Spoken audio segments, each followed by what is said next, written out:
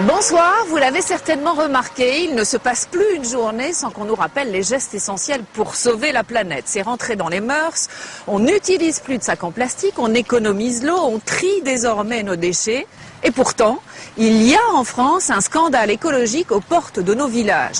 Une pollution invisible, inodore, indétectable.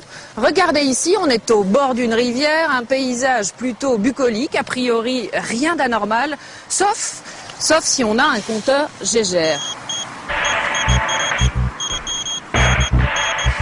Il y a bien de la radioactivité sous mes pieds et elle n'a rien de naturel. Mais depuis des décennies, les autorités ne semblent pas s'en préoccuper, laissant les populations dans l'ignorance face au danger. Dissimulé un peu partout en France. Saturation du radiamètre, 15 000. Là, c'est dangereux. Utilisé pour construire des hangars, remblayer des routes ou des parkings. Pendant une demi-heure, on a déjà un risque qui n'est pas négligeable. Dans plus de 25 départements, 300 millions de tonnes de déchets radioactifs ont été abandonnés sans aucune surveillance, ou presque. Je prends une carte de crédit de mon portefeuille. Voilà, ainsi de protéger. Entre 1945 et 2001, les mines d'uranium françaises ont fonctionné à plein régime pour l'indépendance énergétique et nucléaire du pays. Mais quel est l'impact sur la santé des riverains ou des mineurs? J'ai remarqué que dans les anciens collègues, plus il va, c'est une hécatombe. Pendant des années, les politiques ont ainsi abandonné tout contrôle sur ces déchets de l'industrie nucléaire. Il y a un mélange permanent des genres entre contrôleurs et contrôle. Multipliant même les tours de passe-passe législatifs pour évacuer le problème. On est où là? On est où? Dans l'Union soviétique ou on est en France? On est dans une dictature ou on est dans une démocratie? Malgré les rapports alarmants et la mobilisation de quelques citoyens, depuis 30 ans, rien n'a changé et rien n'est fait pour trouver une solution. Attendez, là il y a un truc qui va pas du tout dans ce pays. Ce soir, Pièce à conviction vous dévoile le scandale de la France contaminée.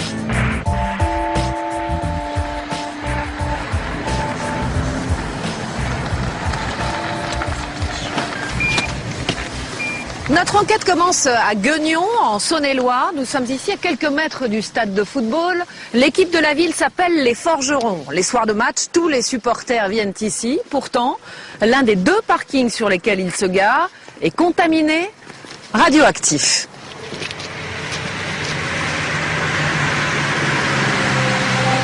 Aujourd'hui, jour de semaine, le parking du stade de foot de Gueugnon est désert. Cet homme va profiter du calme pour effectuer des mesures surprenantes sur ce lieu public. Avec cet appareil, il va évaluer le risque d'irradiation pour les personnes qui viennent dans cette zone. Déjà, faut pas aller loin. Déjà dans le coffre de la voiture. Donc ça veut dire qu'il y en a dessous là.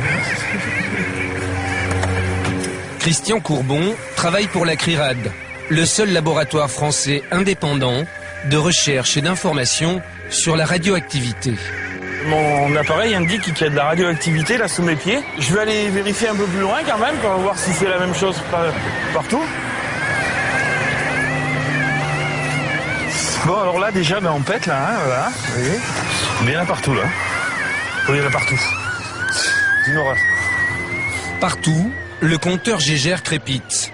Car les experts de la CRIRAD ont découvert que les sous-sols du parking regorgent de déchets radioactifs. Là-dessous, il y a entre 28 000 et 30 000 tonnes de résidus. Sous le parking, à 70 cm de profondeur. Le parking du stade de foot, mais aussi ses alentours, dissimule des milliers de tonnes de cailloux et de boue radioactive. On les appelle des stériles et des résidus. 4000. Par endroits, il dégage une radioactivité 60 fois plus forte que la radioactivité naturelle de la région. Elle se mesure en chocs par seconde. Là, je suis à 4000 chocs par seconde. Sachant que dans le milieu naturel, on a 75 chocs ici, entre 50 et 75. Quoi. Il n'y a aucun panneau, c'est en accès libre, donc nous sommes là, nous, déjà, librement. Voilà, c'est les berges, donc c'est ouvert aux pêcheurs, aux enfants. Tout le monde peut venir jouer là, quoi. À part que vous êtes assis sur beaucoup de radioactivité. Et encore, là, c'est juste l'irradiation.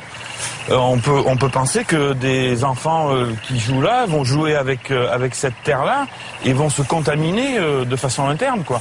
Ils vont s'en mettre sous les ongles, ils vont sucer les doigts, voilà. Donc ici, il y a un danger d'irradiation et de contamination. Il y a les deux. L'irradiation, ce sont les doses reçues à proximité de la source radioactive. Mais la contamination, c'est l'irradiation permanente, car notre corps transporte alors une source radioactive. Il y a 220 000 tonnes de déchets radioactifs en plein centre-ville de Gueugnon. Voilà. Cette quantité colossale est consignée dans ce rapport, rendu public en mars 2007. Au total, la CRIRAD a comptabilisé 225 550 tonnes de matière radioactive enfouies dans la zone qui va du stade de foot à la rivière. Ces déchets ont été rejetés par une ancienne usine d'extraction d'uranium située de l'autre côté de la berge. Cette usine, aujourd'hui démontée, était située sur ce terrain vague, entre ces deux hangars. Elle a produit pendant 25 ans du concentré d'uranium pour l'industrie nucléaire. Il y a 11 mois, les habitants de Gueugnon ont découvert avec inquiétude le rapport de la CRIRAD. Depuis, l'association locale de défense de l'environnement tente de cerner l'ampleur des risques pour la population. Personne ne sait ce qui s'y est passé en fait ici. Ben non, à part les gens du coin, quelques informations, les gens qui ont travaillé. Qui ont travaillé et qui ont donc manipulé toutes ces matières qui peuvent témoigner encore, ceux qui sont encore en vie. Un de ces anciens salariés de l'usine a accepté d'aider les habitants à collecter des informations. Jules Rameau a travaillé 25 ans pour l'usine d'uranium, jusqu'à sa fermeture en 1980. Il était contremaître. Son témoignage est essentiel. L'uranium ici, ça venait en pierre, comme une carrière, et on concassait, on broyait, et ensuite on attaquait à l'acide sulfurique, on faisait des précipités, on filtrait, et tout ce qui était sable et eau, on envoyait tout ça ici. Même où est le stade, là, les tribunes, ça a été remblayé avec du stérile uranifère. Donc le stade, il a été fabriqué avec des stériles, sur la base de stériles. Pas tout, mais disons que il y a que les dernières tribunes, là c'est sûr. Hein. Là-bas, non. D'accord, mais là c'est sûr. Là c'est sûr, parce que c'est moi qui ai remblayé, alors je suis sûr que... C'est vous qui avez remblayé là? Sous le parking, sous les tribunes du stade, mais aussi sur ce terrain voisin, 225 000 tonnes de matière radioactive ont donc été enterrées, avant d'être simplement recouvertes d'une couche de terre. Les résidus radioactifs, ça occupe quoi? Enfin, les premiers... En proportion. En proportion, je sais pas, à peu près, je sais pas si on voit les talus ici, parce que moi, c'est par rapport au machin. Aujourd'hui, la décharge radioactive a disparu sous la végétation, et Jules Rameau a du mal à en cerner les contours. À peu près peut-être 20 ou 30 mètres ici, jusque là-bas au chemin. Au total, les déchets sont enfouis sur 12 hectares de terrain. Quelques années plus tard, la commune a même créé un parcours de santé sur ce site. Depuis peu, il a été démantelé. Là, il y avait des agrès, où les gens font leurs petits exercices et ils faisaient le tour du terrain. D'accord. Le tour du terrain radioactif. Donc il y avait un parcours Vita où les gens étaient censés, disons, se mettre en forme. On peut dire qu'ici, il y a eu un travail de désinformation, non-information, où on a essayé de faire une démonstration, en fait. Démontrer que ça, finalement, bon, c'est pas si dangereux que ça, finalement. Bien caché dans la nature, vous voyez. Maintenant, c'est très écologique.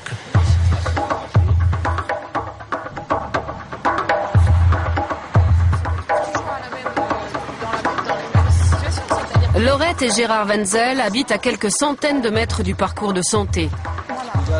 Pendant des années, ils s'y sont promenés jusqu'à ce qu'ils découvrent que le site était radioactif. Nous les y avons emmenés et là, surprise, Areva a fait installer un grillage quelques jours avant notre venue. Il y a des barrières, elles ont été installées quand? Et ben voilà, il y a 15 jours. Ça vient 15 d'être jours. fini. Ça a démarré une semaine avant Noël et ça s'est terminé ces derniers jours. En fait, ici, vous êtes promené pendant des années. Voilà, en des doutant de années, rien. sans se douter. Nous savions qu'il y avait le dépôt de déchets de l'usine Cogema qui était avant à Guignon, mais sans savoir qu'il y avait un réel risque de toxicité ou de danger. Bon, qu'on comprenne bien, hein, ça veut dire que vous étiez là avec le landau, le petit, vous monsieur, vous faisiez votre jogging ici, vélo, chien, marche à pied. Marche presque quotidienne. Quotidienne. Il y avait matin, un parcours de après-midi. santé là, donc Voilà. vous faisiez du sport. Quoi. Voilà. En Oui. étant persuadé que c'était bon pour la santé. Tout à fait, Oui. exactement.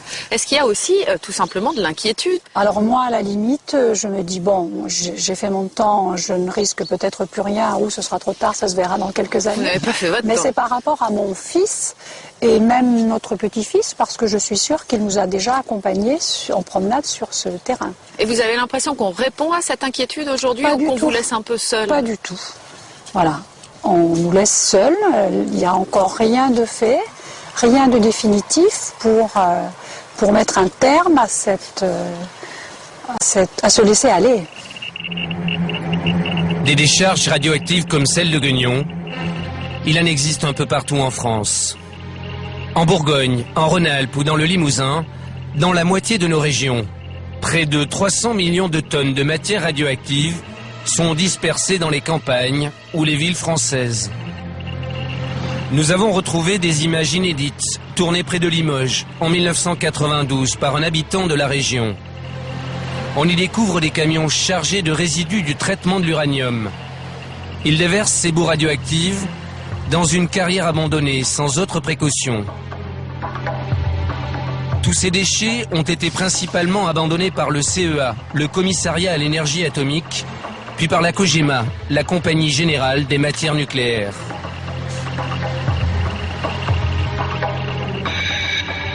De 1946 à 2001, ces deux entreprises contrôlées par l'État ont exploité 210 mines d'uranium sur le territoire français. Pendant 55 ans, elles ont fourni le combustible nécessaire pour alimenter nos centrales nucléaires et fabriquer nos bombes atomiques. Pour cette physicienne nucléaire réputée, le CEA et la Cogema se sont crus tout permis.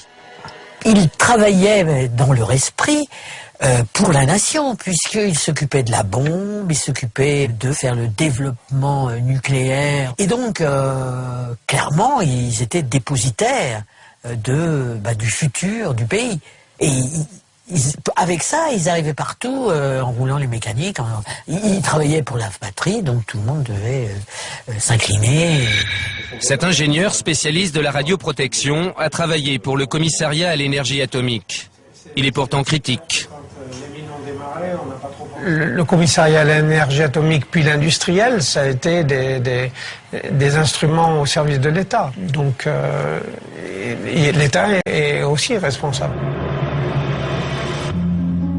L'État est d'abord responsable de la santé de milliers de mineurs qui ont extrait, à ciel ouvert ou dans les entrailles de la Terre, le minerai d'uranium jusqu'au début des années 2000.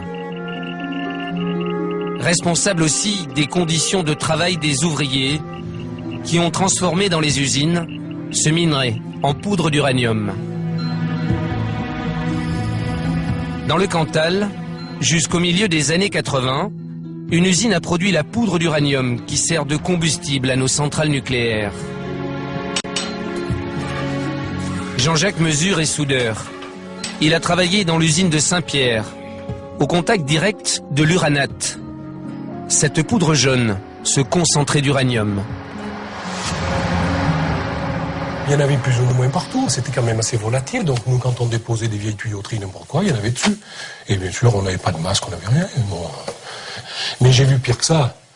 J'ai vu des trucs aussi que, bon, des fois on faisait le poste, on arrivait à 5 h du matin, il y avait, comment dirais-je, un tapis où c'est que l'uranate, ils appelaient ça l'uranate, donc, qui arrivait dessus, ça s'est coulé, et à la sortie de ce tapis, ça s'était bouché. On arrivait, tout ça, oh, ça déborde, ça déborde. Les gars, oh, ils regardaient, il y avait un tas comme ça sur les passerelles. Et bien, comment on faisait? Et ça, c'était de l'uranium? Oui, c'était de l'uranium, de l'uranate, oui. Et ben, qu'est-ce qui se passait? C'était un coup de lance à incendie, et puis terminé. C'était lavé, ça coulait à travers les passerelles, ça tombait par terre. À 150 km de là, en Haute-Vienne, une quarantaine de mines d'uranium ont été exploitées jusqu'au milieu des années 90. Pendant 14 ans, cet homme a travaillé dans l'une d'entre elles. Avant qu'il ne perde l'usage de la parole, la CRIRAD a recueilli son témoignage il y a 4 ans. Gilbert Mougnot nous amène à l'entrée du puits qu'il empruntait tous les jours pour aller au fond de la mine. Où est-on exactement? On se trouve devant l'ancien puits de Fanny, siège de Fanny. J'ai passé 14 ans de ma vie. La mine a fermé en 1991. 5 ans plus tard, l'ancien mineur a développé un cancer du larynx. À 50 ans, il est toujours en vie. Ce n'est pas le cas de beaucoup de ses anciens collègues. Plus j'avance dans l'âge, 50 ans, on regarde derrière, les cancers, il y en a partout. Mais j'ai remarqué que dans les anciens collègues, plus j'y vais, c'est une hécatombe. 40, 42, 47, 46. Le dernier, c'était au mois de novembre, 47 ans. Pas mal.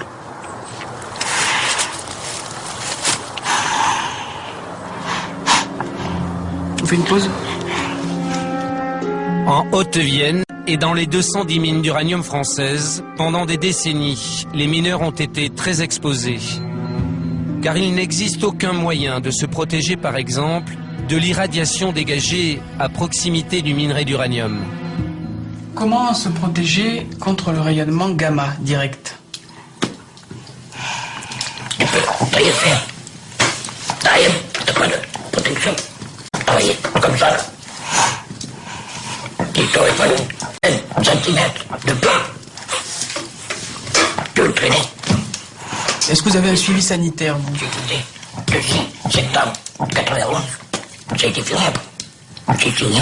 Et puis le perfort de la Cogema. Pour la Cogema et l'État, l'extraction de l'uranium a toujours été une activité minière comme les autres, sans danger particulier pour ses travailleurs. Mais il y a 4 mois, une étude épidémiologique française a mis fin à cette version officielle. Plus de 5000 mineurs ont été suivis pendant plus de 30 ans et les conclusions sont claires. Les travailleurs de l'uranium meurent plus que le reste de la population de cancer. Presque 1,5 fois plus de cancer du poumon, presque 2 fois plus de cancer du rein. L'analyse de la mortalité des mineurs d'uranium français confirme en particulier l'existence d'un excès de mortalité par cancer du poumon. L'analyse indique également un excès de mortalité par cancer du rein. Ce constat n'est pas celui d'un organisme militant. Il émane de l'Institut de radioprotection et de sûreté nucléaire, un organisme de l'État. C'est ce chercheur qui a supervisé l'étude. Dominique Laurier est formel. Les travailleurs de l'uranium décèdent plus que les autres de cancer.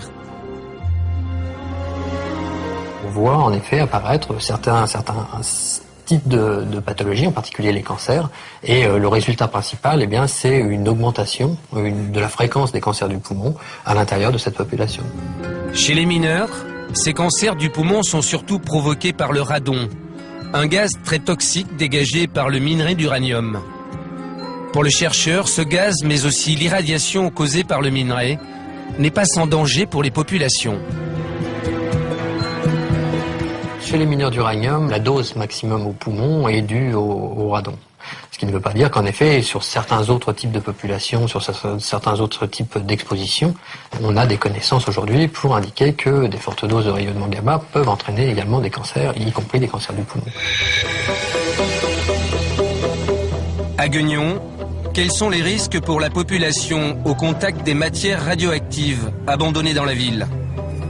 Retour à proximité du stade, de l'autre côté de la rivière. Nous allons cette fois-ci mesurer l'irradiation, c'est-à-dire l'impact de la radioactivité sur le corps humain. Saturation du radiamètre, 15 000. Là, c'est dangereux. À 2 pas de l'ancienne usine démantelée de la Cogema, l'expert de la CRIRAD a trouvé un point radioactif qui bloque carrément la mesure de son compteur Gégère. On sature le compteur Gégère au-delà de 15 000 chocs et en débit de dose au contact, on a 20 microsieverts. C'est-à-dire qu'en irradiation ? En irradiation, on a 20 microsieverts. C'est-à-dire en quelques dizaines d'heures, on va passer la limite annuelle admissible. Ici, 15 heures de présence dans l'année suffisent pour qu'un pêcheur assis reçoive 300 microsieverts, la dose maximale admissible sur un seul lieu, fixée par les normes internationales. À l'emplacement de l'ancienne usine, tout a été nettoyé parfaitement. Et à l'extérieur de ce site, dans le domaine public, on est 100 fois au-dessus. C'est incroyable. Avant de quitter Guignon, nous avons croisé à proximité du stade des ouvriers de la Cogema, devenue l'entreprise Areva depuis 3 ans. C'est pas courant qu'il y ait des travaux sur le site. Nous en avons profité pour rencontrer leur chef de chantier, en caméra dissimulée. Depuis que les mesures inquiétantes de la CRIRAD sont connues, le préfet a demandé à Areva de chercher une solution. C'est cet homme qui devrait s'en charger. Nous, on a commencé, si vous voulez, à regarder ce qu'on pouvait faire. Et on a même fait faire des devis. Là, on attend, c'est le préfet qui gère l'affaire. On attend les décisions qui pourraient être prises. Suivant ce qui sera décidé, on agira, quoi. Là, vous savez que c'est un propriétaire. Là, vous êtes propriétaire jusqu'à la route. Jusqu'à la route, ouais. Donc, ce que je dis, moi, c'est qu'à la limite, on mettait à clôture la route et basta. Mais bon, c'est vrai que, de notre côté, ça arrange bien la commune d'avoir ça. Pour garer les voitures. Alors, voilà. Fermer le périmètre radioactif. Cette simple précaution permettrait de ne pas trop exposer la population. Il y a quelques jours, Areva se serait engagé à retirer les matières radioactives enfouies sous le parking du stade de Guignon.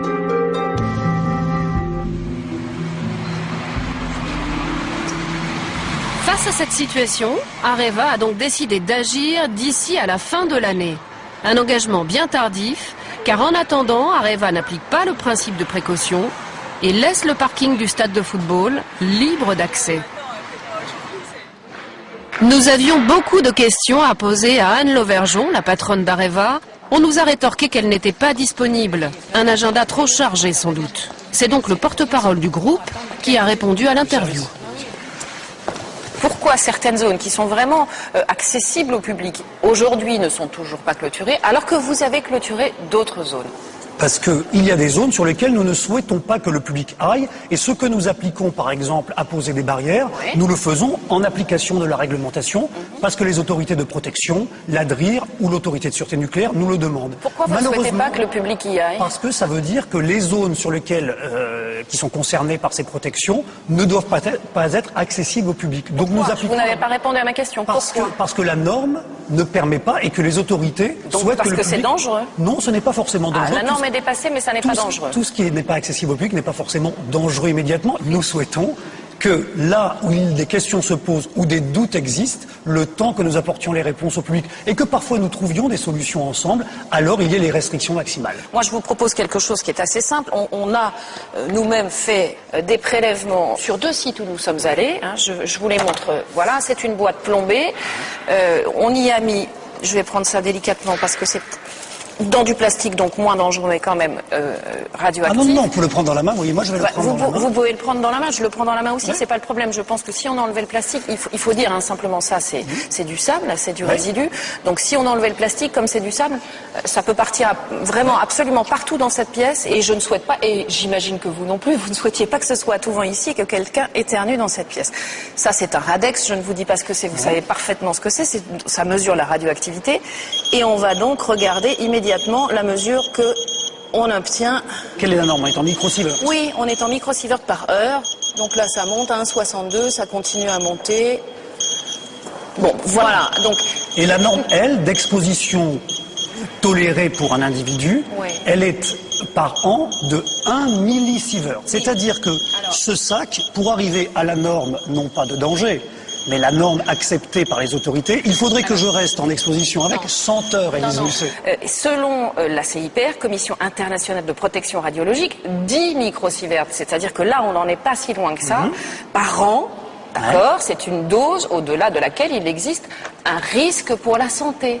Si effectivement on est quasiment à 2, au bout de 5 heures, on arrive à 10 microsieverts par an, donc qui est une dose qu'il ne faut pas dépasser pour la CIPR. Mais c'est une dose, Élise Lucet, que vous trouvez à l'état naturel. Voulez-vous moi-même que j'aille chercher une pierre de granit qui est là à notre disposition? Ce qu'on peut faire très simplement, c'est prendre la radioactivité naturelle. Oui, parce qu'elle n'est pas dans l'ambiance. Mais regardez, Élise Lucet, prenons ce granit. Prenons ce granit qui est un granit naturel et approchez donc, s'il vous plaît, votre appareil. Bien sûr, avec grand plaisir. Et approchez donc votre appareil et vous allez voir que ce sont... Alors, où est-ce qu'il monte, celui-ci? 0,40. Écoutez, là, voilà, je suis à 0,40. Là, écoutez, franchement, 0,40. Mais pour vous dire que nous sommes dans des normes... Voilà, donc, 0,36, 36... Tout ça pour vous dire que les degrés de radioactivité, c'est dans la nature. Vous pouvez trouver des pierres qui le sont en permanence. Donc ça aussi, 0,36, c'est la moitié de votre salle. Non, là, on était à 1,60 et là, vous êtes le tiers. Mais ce qui veut donc dire que la radioactivité, elle est bien naturelle. Pas le tiers. Et donc, c'est une question d'exposition. Ce que je veux vous dire, c'est que c'est une question d'exposition. Écoutez, il y a une étude qui a été menée par l'IRSN, l'Institut de radioprotection et de sûreté nucléaire. Ça aussi, c'est sérieux. Vous êtes d'accord, hein? Il n'y a pas à discuter. C'est un sujet sérieux. Le médecin du nucléaire, il a mené des études donc sur les rats. Après exposition prolongée à de faibles doses, il y a eu des problèmes sur ces rats de respiration, de comportement, d'alimentation, de reproduction. Donc ça vous fait réfléchir, j'imagine. Mais ça va nous faire réfléchir tous ensemble. Si ces constats de l'IRSN sont confirmés, j'imagine, par d'autres études scientifiques contradictoires. Mais ce sont des sujets sur lesquels il faut énormément travailler, confronter les données, et dès lors qu'on est d'accord sur l'analyse, réviser les normes quand il y a lieu. Est-ce qu'il n'y a pas à un moment, dans votre tête à vous, Areva, quelque chose qui serait assez simple à mettre en œuvre, qui est de dire, là où il y a un risque potentiel qui sera peut-être prouvé dans quelques années, on installe des clôtures, on met des panneaux qui préviennent au moins le public qui a peut-être un risque radioactif, et au moins les gens n'iront pas se promener des landaux, les enfants n'iront pas ramasser des pierres dans cet endroit-là, on en est certain. Je suis entièrement d'accord avec vous, Élise Lucet, mais je vais plus loin. Je trouverais inapproprié que ce soit Areva qui, de son propre chef, décide sans contradiction et surtout sans concertation avec les autorités de sûreté, mais parce qu'aujourd'hui nous sommes... Mais vous protégeriez la population. Mais vous l'avez dit, et au regard de votre chiffre d'affaires, c'est pas beaucoup d'argent mettre des clôtures. Mais nous ne sommes pas dans une logique financière en ces matières.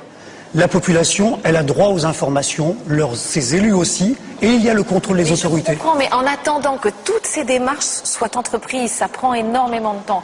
Est-ce qu'il n'y a pas un principe de précaution? On met des panneaux, on prévient le grand public, et au moins, il n'y aura pas de catastrophe découverte dans 10 ans. Et quand il y a lieu, nous le faisons. Et si je peux me permettre, jusqu'à présent, vous n'avez pas découvert de catastrophe.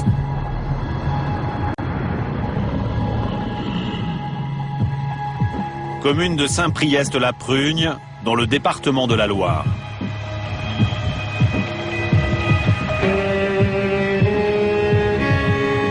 Dans la semaine, Arlette Mossan est tailleuse de pierre. Le week-end, elle sillonne depuis plus de 10 ans les routes de son département, à la recherche d'une radioactivité pas du tout normale. 700, 800, on a 800 dans la voiture encore là. C'est énorme 800 dans la voiture. Le long de ces routes, des cailloux radioactifs sont nichés sous le goudron. À 60 km/h, le compteur Gégère enregistre à 50 cm du sol 800 chocs par seconde, 4 fois plus que la radioactivité naturelle de la région. On a mesuré des endroits là où il y a 10 000 au sol. Ah oui, d'accord. Malgré le goudron. Ouais, on a encore beaucoup là. Ah oui, c'est énorme en fait.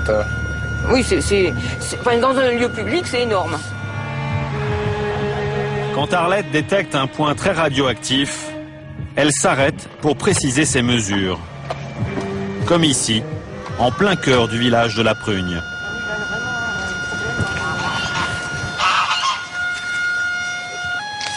Ah, on a passé plus de 10 000 là. 11 000, 12 000. 12 plus 3, ça veut dire 12 000. C'est vraiment, là, c'est vraiment énorme là. Il y a une grosse pollution là. Ah oui, on passe tout de suite à, même à 13 000 là.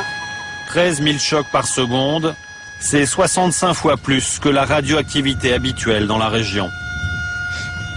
Et on est en plein village, là. En plein dans le village, les gens passent, discutent.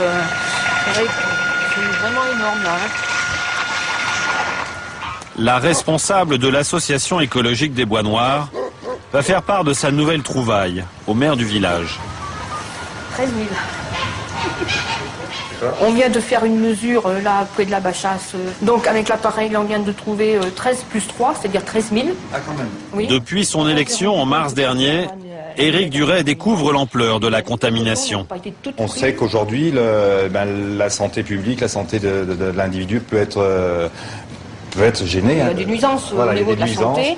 Bon, on peut quand même avoir des doutes pour nous et puis pour nos enfants aussi. Puis je souhaiterais qu'Areva fasse le nécessaire pour nettoyer cette zone.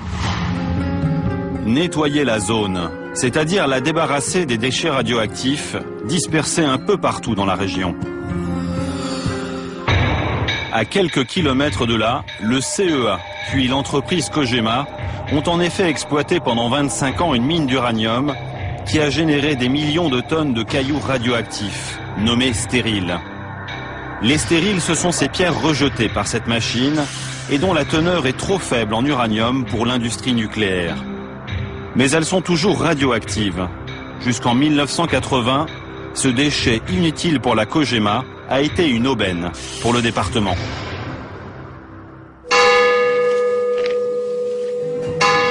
À Saint-Priest, depuis que le collectif des Bois Noirs et la CRIRAD ont révélé l'ampleur de la dispersion, d'anciens employés de la mine se sont mis à parler. Jean-Paul Seignol a été chauffeur de camion pour la Cogema. Sur le site minier, il croisait souvent du personnel de la DDE, la direction départementale de l'équipement, qui venait se servir. La DDE mettait des pelles. La Cogema dit voilà, vous chargez là, ils se mettaient sur la verse à stérile, un gros remblai, un gros tas de stérile, ils tapaient dedans, puis ils charriaient les camions partaient, alors, à droite, à gauche, n'importe où. Voilà pourquoi certaines routes du département crépitent. Elles ont été construites sur des stériles par les services de l'État. C'était gratuit ou il fallait l'acheter? Ah ben normalement, moi j'ai jamais vu de facture. Même peut-être que ceux qui recevaient quelque chose, ils donnaient une petite enveloppe pour le comité d'entreprise ou savoir, peut-être 2-3 bouteilles par-ci par-là d'apéro, je sais pas. Mais il n'y avait pas de bon de pesée ni de facture. Il y avait une bascule, on ne faisait pas. On embarquait et terminé. La Cogema se débarrassait de ces stériles à moindre frais, mais ne prévenait personne de la nature radioactive de ces déchets. D'ailleurs, vous-même, vous saviez ce que vous transportiez ou pas? Moi, je savais que c'était du minerai d'uranium, mais minerai d'uranium, pour moi, c'était comme du minerai de fer ou du charbon enroulé, comme un camion normal, des bennes, des camions bennes, pas chez nous. Il n'y avait pas de sigle uranium dessus, j'imagine. Ah ben, moi, il n'y avait pas de sigle, non. Les services de l'État, mais aussi des particuliers, et même des entreprises, se sont servis pendant 25 ans. Pire que les routes, des bâtiments ont en effet été construits sur des stériles. À Saint-Priest, c'est le cas du hangar de Patrick Chabrier. Là vous avez du stérile. Aujourd'hui, le responsable du laboratoire de la CRIRAD va confirmer qu'il est contaminé.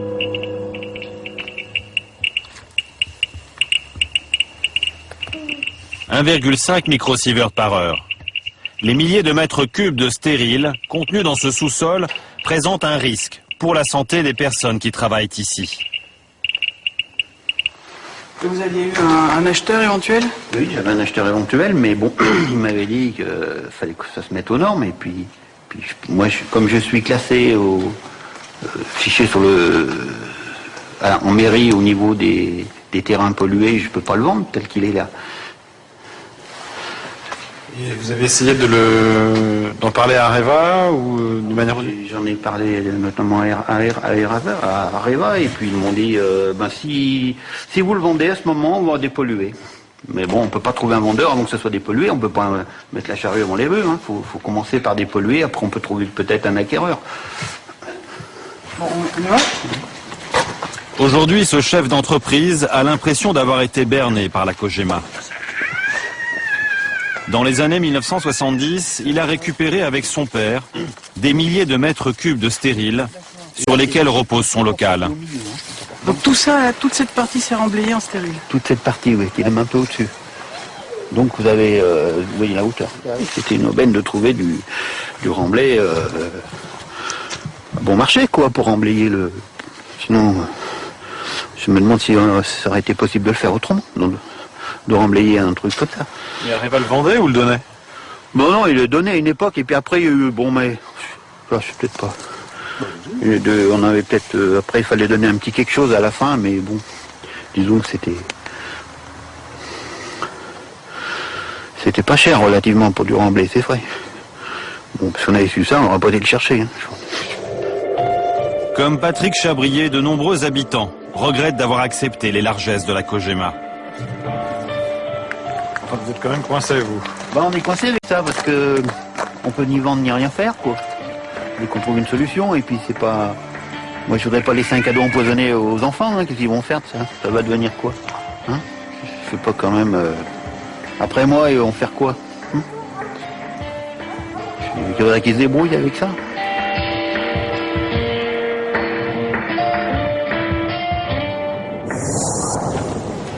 Après sa journée de recherche, Arlette Maussan va mettre à jour sa carte radioactive. Un nouveau point rouge pour un nouveau point contaminé. Un de plus parmi les 80 sites qu'elle a répertoriés en 10 ans. En décembre 2007, elle a envoyé ce relevé à l'administration. On leur a donné les résultats sous forme de tableau, ainsi qu'à la DRIR, à la sous-préfecture. On leur a donné tout ça au mois de décembre l'année dernière. Areva considère qu'il n'y a pas d'urgence et que les normes sont respectées. Voilà. Et nous, on considère qu'il y a quand même des valeurs qui sont très importantes par rapport à la valeur naturelle. Que pense la DRIR, le gendarme de l'environnement régional, de ces valeurs bien supérieures à la radioactivité naturelle? Nous sommes allés à Lyon, rencontrer le responsable de l'État pour la région Rhône-Alpes. Philippe Le Danvic est aussi délégué de l'autorité de la sûreté nucléaire, la police du nucléaire en France. Nous lui présentons la carte d'Arlette. Du site de Saint-Priest que vous connaissez sûrement mieux que moi. Donc, je suis même allé cet été, donc en vacances. Non, pour le travail, donc justement pour voir à quoi ça ressemblait. Et donc sur chacun de ces sites, donc des évaluations de risque ont été conduites de cette façon. Et selon que le risque est supérieur à un certain seuil ou pas, les remblais ont été enlevés ou pas. La réponse qui est apportée sur faut-il ou pas déblayer les remblais, c'est naturellement par rapport au seuil d'1,5 millisievert qui est utilisé comme référence. 0,5 millisieverts, presque le double des 0,3 millisieverts sur un même lieu que recommande la Commission internationale de radioprotection. Une recommandation que la France est censée appliquer. Visiblement en Rhône-Alpes, la préfecture a fixé sa propre norme, bien au-dessus de ce seuil de tolérance. L'administration régionale chercherait-elle à sous-évaluer l'étendue des risques? Nous sommes allés dans l'Allier, un département voisin, lui aussi contaminé par les stériles de la mine de Saint-Priest-la-Prugne. Cette fois-ci, pour explorer le parking de ce club de ski de fond, l'ingénieur en physique nucléaire de la CRIRAD va prendre quelques précautions. Comme lui, Bruno Charéron nous demande de chausser des surbottes. Merci. Bon, je mets ça par-dessus mes chaussures.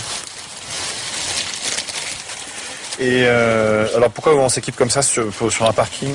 Comme on va donner quelques coups de pioche pour voir un petit peu la différence quand on s'enfonce dans le sol, on va mettre des surbottes et des gants pour que s'il y a de la poussière d'uranium, on n'en ramène pas sur les mains ni sur les pieds. Plus de 4000 chocs. Là, je sature encore, plus de 5000 chocs. Donc là, il y a un objet, il y a un caillou qui émet plus de 5000 chocs au contact. Et donc, en grattant, on peut monter beaucoup plus. Et ce genre de cailloux, en fait, il y en a absolument partout, sur ce parking, absolument partout, sur toute cette surface ici. Bruno Charéron va nous montrer ces cailloux à fleur de sol, qui contiennent ce fameux uranium de couleur jaune.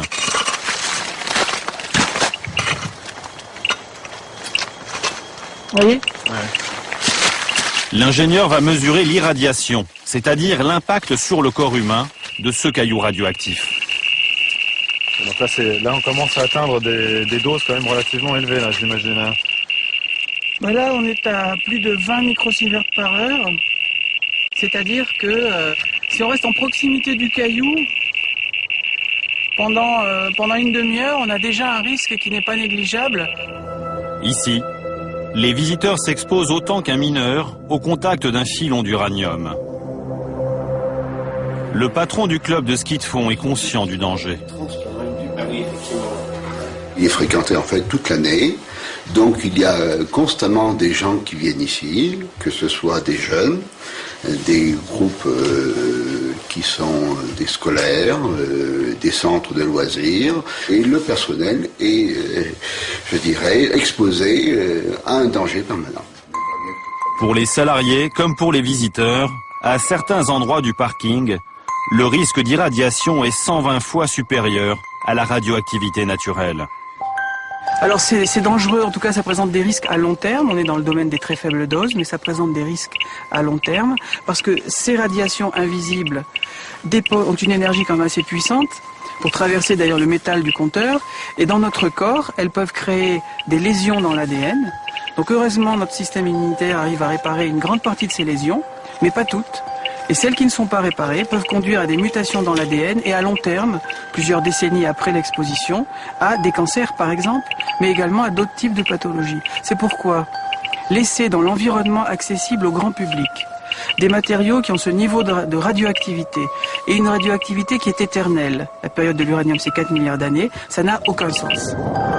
Retour chez la police du nucléaire. Philippe Le Danvic conteste les mesures au sol de la CRIRAD. Selon le responsable de l'État, cette mesure au sol n'est valable que si les personnes sont allongées par terre. Quelqu'un qui travaille, oui, mais à ce moment, oui, lui, il court un risque techniquement. Cela étant, la question est de savoir sur quelle mesure vous vous basez.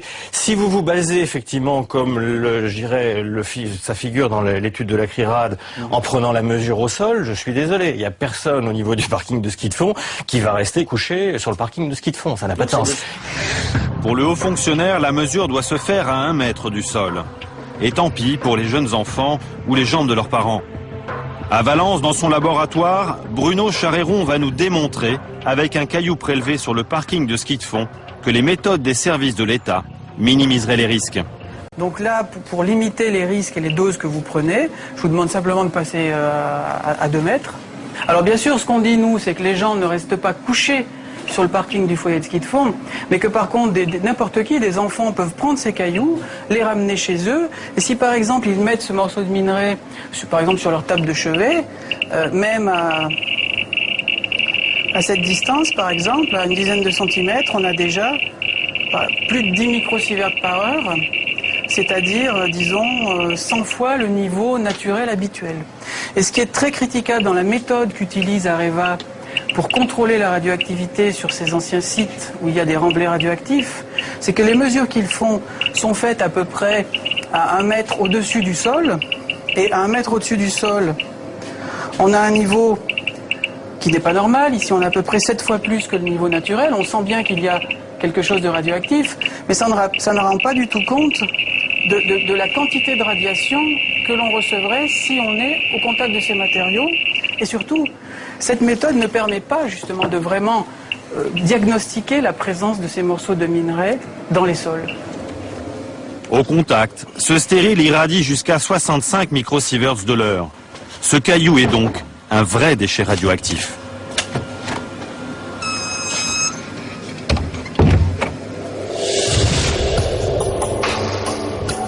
Officiellement, l'exploitation des mines a engendré 170 millions de tonnes de stériles. Mais il y a plus grave. Nous voici dans le Cantal, à Saint-Pierre, un village en partie bâti sur un ancien site minier. Depuis 30 ans, cette jolie commune vallonnée repose sur 600 000 tonnes de résidus, ces bouts rouges issus du traitement chimique de l'uranium. En 1985, le site minier a fermé. En quelques années, il a été effacé du décor par des paysagistes spécialisés dans le réaménagement des anciennes mines. Cet habitant est le secrétaire de l'association qui tente de faire décontaminer son village. Il nous amène sur cet espace de loisirs qui repose sur des résidus. Là, nous sommes sur un terrain privé, propriétaire Areva. Bon, ce site, nous déjà on est surpris qu'il ne soit pas clôturé, qu'il ne soit pas interdit au public. Et comme vous voyez, même on attire le public en installant des bancs, en faisant tout en sorte qu'il soit agréable. Mais nous sommes sur un site privé où on a créé ce fameux espace Saint-Pierre. Nous nous dirigeons à présent vers l'ancienne usine qui traitait le minerai d'uranium. Et là, on arrive à l'emplacement de l'ancienne usine. Et c'est cette parcelle qu'on voit en dessous de nous que les ingénieurs de la CRIRAD ont trouvé du yellow cake carrément.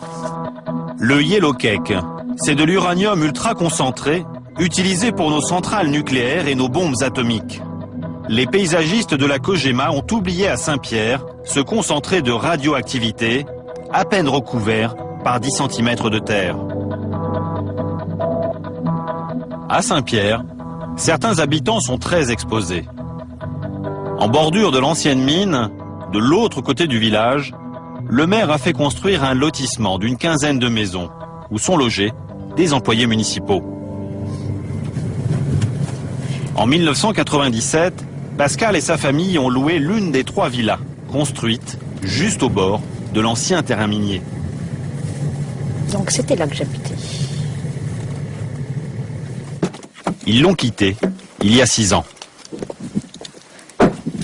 J'ai fait confiance aux gens d'ici, quoi. Aux anciens maires, tout ça. J'ai fait confiance. Je savais que bon, apparemment, le site était fermé. Il n'y avait aucun souci, quoi. Je pensais qu'il n'y aurait pas de problème, pas de répercussions sur la santé et tout. Pascal connaissait le passé minier du village, mais elle n'avait jamais entendu parler de contamination. Puis, elle a découvert que sa maison était bourrée de radon, un gaz ultra radioactif que dégagent les résidus. Il s'avère que dans cette maison, il y en a un taux très élevé. Vous vous rappelez à peu près le taux qu'il y avait dans la chambre, nous, où on dormait, le taux s'élève à 5000 becquerels par mètre cube, alors que la norme dans les habitations du Cantal est de 161 becquerels par mètre cube. Ah oui. C'est quand même c'est inquiétant, hein. Vous vous rendez compte? On a vécu de 97 à 2002 ici. J'ai quand même eu 2 enfants, donc bon, de grossesse, des enfants. Les enfants, quand ils sont tout petits, quand ils sont en bas âge, ils jouent par terre au sol. Ils sont toujours sur leur tapis à jouer. Donc ils sont en contact avec ce radon, parce que le radon c'est un gaz lourd qui reste quand même assez à ras du sol. Donc c'est quand même eux les premiers touchés par ce gaz. 5000 becquerels par mètre cube, 25 fois plus que la norme admissible fixée par la communauté européenne, qui recommande de ne pas dépasser 200 becquerels dans les habitations récentes. Ces 3 maisons sont les plus exposées. Nous avons voulu rencontrer leurs locataires. Aucun n'a souhaité nous parler. On va les préparer à manger. Attends. Depuis 5 ans, la famille Dumas s'est installée dans un autre village. Mais Pascal a voulu savoir si la santé de ses enfants avait pu être affectée. Voici ce que la direction départementale des affaires sanitaires et sociales du Cantal lui a répondu en avril 2007. S'agissant du risque lié au radon, une exposition régulière durant de nombreuses années à des concentrations excessives de ce gaz accroît le risque de développer un cancer du poumon. Mais le premier facteur de risque du cancer du poumon reste néanmoins et de loin le tabac. Cette réponse a particulièrement choqué Pascal. Ça m'a beaucoup interpellée tout ça parce que mes enfants vont grandir. Si un jour ils me disent comme ça, oui maman, tu savais qu'il y avait dans l'habitation où on est né, où on a grandi, une forte concentration de radon, tu n'as rien fait, tu n'as pas cherché à savoir et tout. Je vais vachement culpabiliser. Je peux pas rester comme ça, les bras croisés, sans rien faire. C'est mes enfants. Puis moi, j'ai pas envie que mes enfants, quand ils auront l'âge de 30 ans, voire plus, qu'ils aient un souci de santé par rapport au radon. Dans la lettre, les autorités sanitaires s'étaient engagées à dépister toutes les maisons du village et à trouver des solutions pour les habitants exposés. 2 ans plus tard, rien n'a été fait. Mais à Saint-Pierre, elles ne savent peut-être plus par où commencer. Dans ce joli village, même le lac est contaminé. interdit à la baignade depuis peu, il a servi de base de loisirs jusqu'en juin 2005. Pourtant, Total Compagnie Minière, l'ancien exploitant de la mine, avait tenté de dissuader le maire de l'aménager en 1987. Je tiens à vous mettre en garde. Des prélèvements mettent en évidence l'influence de la proximité du gisement d'uranium sur la qualité chimique de l'eau. Je dégage par la présente lettre toute responsabilité de la société Total quant à la création de l'ouvrage décidé par votre municipalité. Avant de quitter Saint-Pierre, nous avons pris rendez-vous avec son maire pour lui demander quelques explications. Mais à notre arrivée, il nous a fait faux bond. Officiellement, il était parti en voyage. Depuis, il n'a plus répondu à nos demandes d'interview.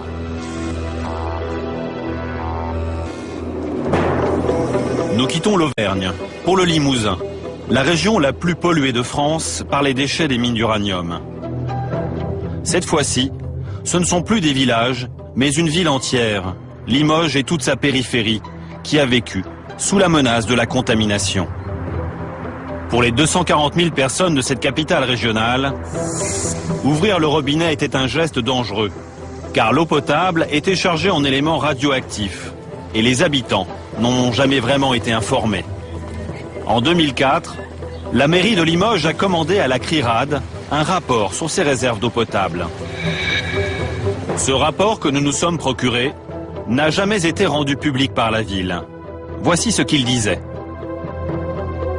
Les apports en radionucléides au réseau présentent de sérieux problèmes de gestion pour le service des eaux de la ville de Limoges.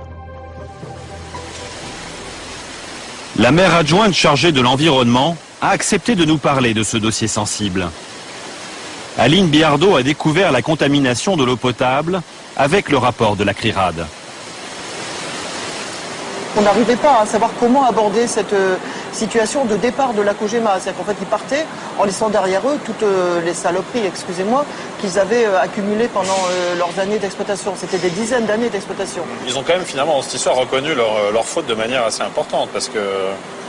Je pense que au début, ils ne voulaient pas, et puis ils ont fini par l'admettre, parce que de toute façon, la ville de Limoges se serait dirigée tout droit vers du contentieux assez lourd. Et là, évidemment, ça ne faisait pas les affaires de COGEMA. Donc, assez habilement, effectivement, ils ont décidé de mettre la main au porte-monnaie et de régler définitivement le problème.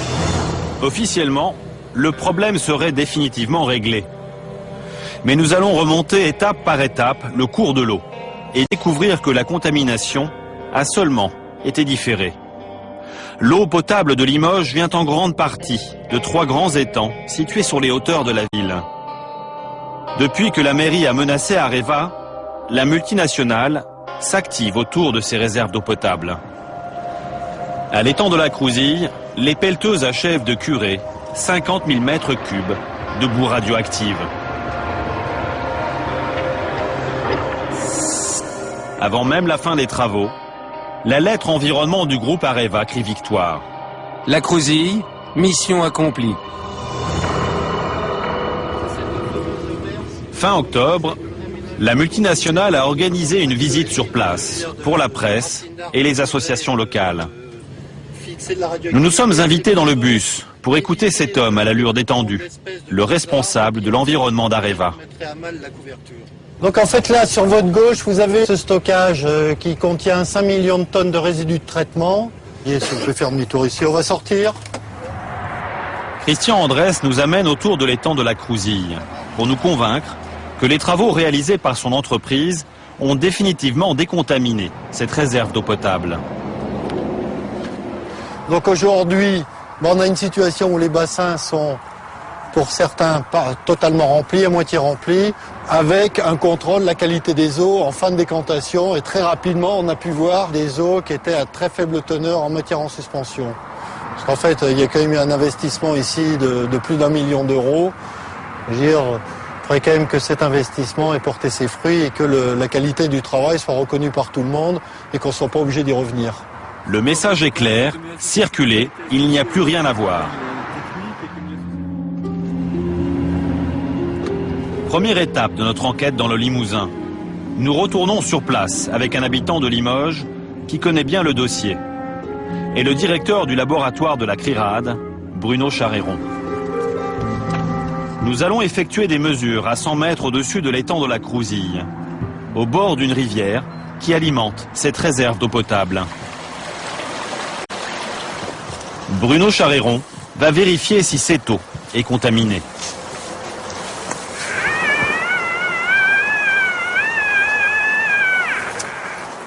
Ici, on a par exemple plus de 1000 chocs par seconde. C'est lié au fait que tout le milieu naturel, toute cette tourbière, toutes ces terres sont contaminées par l'uranium et le radium qui circulent dans l'eau. Donc cette eau qui est chargée en radioéléments se déverse directement dans l'étang de la Crouzille. Et c'est pour ça qu'il a été contaminé, qu'il va continuer à être contaminé. Dans combien de temps ça va rester un déchet? Si personne n'enlève ces terres contaminées, elles vont rester contaminées pendant des milliards d'années, puisque la période de l'uranium, c'est 4,5 milliards d'années. Avant de quitter l'étang de la Crouzille, un ouvrier du chantier est venu nous mettre en garde. Donc restez pas dans le coin, parce qu'à mon avis, il y a la dame qui s'occupe de l'inspection des travaux qui va venir. Ouais, on s'en va. Parce que les autres au bout du chantier vous ont vu. Restez pas dans le coin. La ville de Limoges a dépêché l'inspectrice du chantier pour nous interdire de filmer ce lieu, que nous avions pourtant filmé avec Areva auparavant. Bonjour. On vient de se faire réprimander par votre collègue. Parce que c'est pas fini.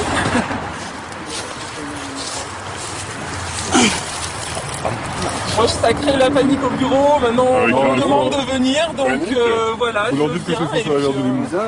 Au bout d'un moment, source et rivière du Limousin. Source. Au bout d'un moment, il peut y avoir une façon de faire qui est de ne pas forcément être obligé de demander, faire des papiers en 4 exemplaires pour aller voir. Oui, c'est l'administration, malheureusement. Notre présence dérange. Mais que craignent donc les services de la ville? Deuxième étape de notre enquête, nous allons remonter à la source de la contamination. Au sommet de ces collines, où se trouvent les anciennes mines d'uranium, à 3 km à vol d'oiseau. C'est un pionnier du combat contre les déchets radioactifs qui va nous y conduire. Depuis la fin des années 80, Thierry Lamiraud sillonne la région pour accumuler les mesures, les relevés, les photos.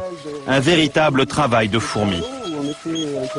À 500 mètres d'altitude, voici Penny, cette mine à ciel ouvert, bourrée de déchets radioactifs, fermée il y a 15 ans et aujourd'hui remplie d'eau.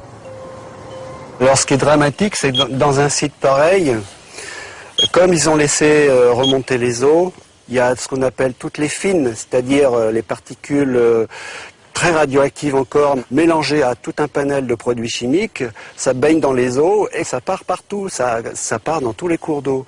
Comme toutes les mines d'uranium ici, en tout cas en Limousin, sont au-dessus de tout le reste, par courbe de niveau et par gravitation, tout s'en va vers le bas. Donc on retrouve ça dans la rivière Gartempe, dans la Vienne, et puis Kojima s'en lave les mains, et puis tout le monde ferme les yeux. Donc c'est vraiment un scandale, vraiment sanitaire. Hein. C'est vraiment dégueulasse d'avoir fait ça. Et il y a des tas de sites comme ça. Voilà pourquoi dans la région, des anciennes mines contaminent continuellement les réserves d'eau potable de la ville de Limoges. Contrairement à ce qu'affirme Areva, le curage des étangs ne serait donc qu'une solution provisoire. C'est d'ailleurs ce que soulignait le rapport de la CRIRAD. Le laboratoire recommandait de détourner les rivières contaminées pour qu'elles n'alimentent plus les réserves d'eau potable. Il faut mettre l'acheminement vers les retenues d'eau réellement hors influence des anciens sites miniers.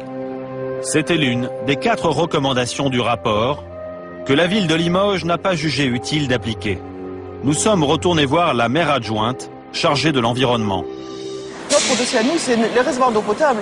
On n'est pas là pour régler le problème de la radioactivité sur l'ensemble du département ou de la division minière de la Crouzille. Nous, notre dossier, c'était l'eau potable.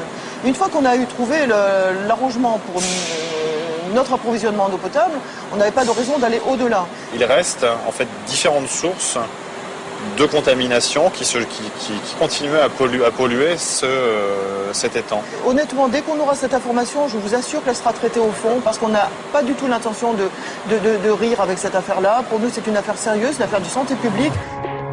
La mairie semble découvrir que les vieilles mines contaminent toujours les eaux, malgré le curage réalisé par Areva. Et nous allons découvrir avec Thierry Lamiraud que la multinationale serait aujourd'hui encore très désinvolte avec ses déchets. Sur les hauteurs de l'étang de la Crouzille, c'est ce cycliste qui va nous mettre par hasard sur la piste. Bonjour. Bonjour. On va vous interrompre 2 petites secondes. Si c'est possible, pardon, dans l'effort. Merci. Vous savez que vous êtes vous baladez sur un ancien site de la Cogema. Oui, avec des mines. Vous y avez travaillé ou pas? Non, d'accord. Cet été, cet habitant aurait vu passer des convois de camions qui auraient déversé leur contenu en pleine nature. Non, juste là-haut, là. Il y a eu la terre de ramener de la Crouzille, l'étang de la Crouzille, il y a quelques temps. Ah, parce qu'on est près de Belzane ici? Non, là, ça n'a pas été mis là, ça a été mis à côté de Bessines, à Belzane. Moi, j'ai vu les camions faire des allers-retours ici. Mais quand? En quelle année? L'année dernière, quand l'étang de la Crouzille a été... En 2007. Là, en 2008. C'est 2008. Il a été nettoyé, l'étang de la Crouzille. Donc vous avez vu des camions qui transportaient quoi? Les camions qui venaient aller-retour. La terre. Quoi? Vous allez voir là-haut le rajout de terre. Là-haut, là, sur le plateforme. D'accord. Selon ce témoin, il s'agirait des boues provenant du curage de l'étang de la Crouzille. Quelques centaines de mètres plus loin, nous tombons sur ces milliers de mètres cubes de vases abandonnés en pleine nature. Nous allons mesurer l'irradiation de cette terre encore humide avec un petit compteur Geiger. 0,5 microsieverts, c'est le double de la radioactivité naturelle dans le Limousin. Pourtant, c'est la loi. Depuis qu'elles ont été retirées de l'étang, les boues sont considérées comme des déchets radioactifs qui doivent être stockés à l'abri du public. C'est incroyable de voir ça, quoi. Donc ils sont tellement sûrs d'eux que voilà, ils se gênent pas. C'est là qu'on voit que vraiment il y a une puissance totale de la part de tout son fonctionnement du nucléaire en France. Thierry Lamiraud sait de quoi il parle.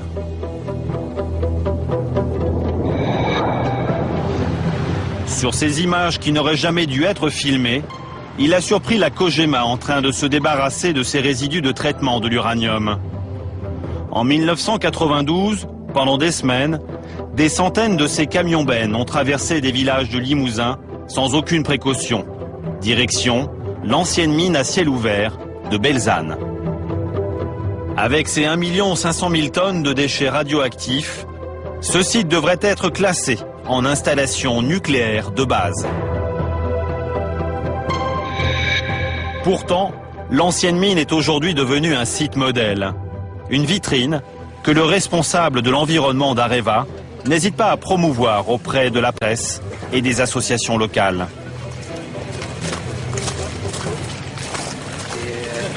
Aujourd'hui, dans ce stockage, on a les boues de Saint-Pardoux, on a les bouts de l'étang de la Crouzille et les bouts du dernier étang qui a été curé, c'est-à-dire les bouts de Belzane. C'est vraiment un site, je veux dire, qui jusqu'ici est un peu un site pilote. Il est bien évident que toutes les conclusions qui pourraient émaner des études qui sont assez détaillées et poussées sur le site de Belzane pourraient être transposées après sur d'autres sites. L'intégration paysagère est tout à fait correcte et puis en plus ça favorise la biodiversité puisque vous avez des espèces d'oiseaux qui sont tout à fait intéressants. Le responsable de l'environnement d'Areva a l'air sûr de lui. Pourtant, même l'Institut de radioprotection et de sûreté nucléaire considère que cette décharge fuit de toutes parts. Cet organisme, sous tutelle de 5 ministères, est la voix de la France pour la protection des populations en matière nucléaire. Pour le responsable du service de sûreté des déchets radioactifs, Belzane est tout sauf un site modèle. Dans le cas de Belzane, des eaux sortent des ouvrages qui sont aujourd'hui abandonnés, et ces eaux sont chargées en uranium et de manière générale en radioactivité. Donc aujourd'hui, on connaît la qualité de ces eaux et on sait que la qualité de ces eaux ne permet pas un rejet sans traitement vers le milieu environnant, vers le milieu naturel. Pour constater ces fuites radioactives, nous sommes retournés à Belzane. Le portail de ce site, soi-disant sécurisé, était cadenassé. Nous nous sommes contentés d'un chemin de traverse. Donc Bruno, c'est un site fermé et c'est l'une des grandes décharges radioactives françaises d'Areva. Oui, c'est un stockage de résidus radioactifs, qui sont donc des déchets radioactifs. Il y a plus d'1,5 million de tonnes. Et ce qui est choquant, c'est de voir que le grillage, en fait, n'est pas complètement fini. On peut passer à travers facilement. C'est un problème qu'on a constaté sur de nombreux sites d'Areva, c'est qu'en fait, les grillages ne sont pas entretenus de façon suffisante. Et donc tout le monde peut entrer? Bah là, on le voit bien. D'ailleurs, les gens ont l'habitude de passer sur ce petit sentier. Et ils ont ainsi accès au site de stockage de déchets radioactifs. En contrebas de la décharge, Areva a installé une station de traitement des eaux. Mais à leur sortie, elles sont encore très chargées en éléments radioactifs.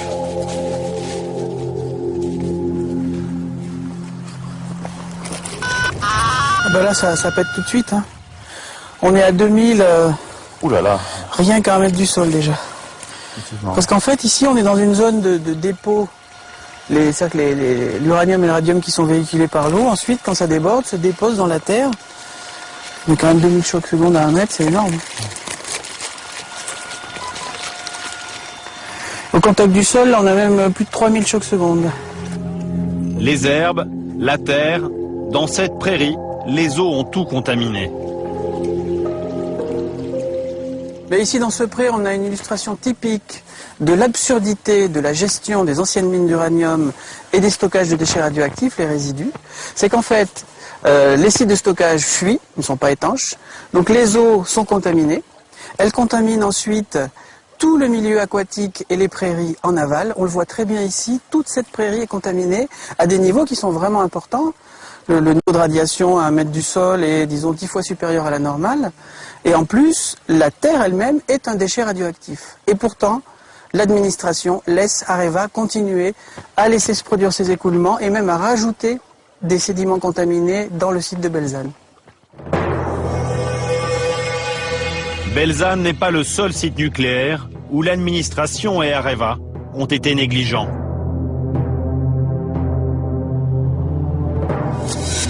À Saint-Priest-la-Prugne, en Rhône-Alpes, on a aussi stocké des résidus. 2 millions de tonnes de boue radioactive entreposées à 1 mètre sous ces eaux. Ici aussi, le site est soi-disant sécurisé. Alors cette porte s'ouvre absolument sans difficulté. Je prends une carte de crédit de mon portefeuille. Carte de crédit. Voilà. Un site protégé.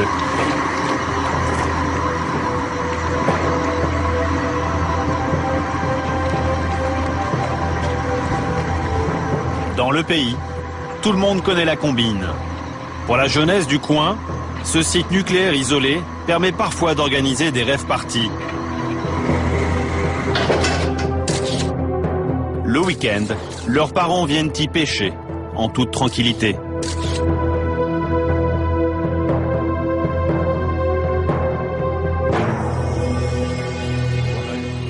Ailleurs en France, la Cogema a légué aux populations d'autres cadeaux encore plus empoisonnés. Retour dans le Limousin avec Thierry Lamireau. Ce pionnier de la traque aux déchets nous emmène à contre-cœur à Margnac, l'une des anciennes mines. On est les mains nues, on n'a pas de protection respiratoire, on n'a rien, donc il faut peut-être pas trop y rester longtemps.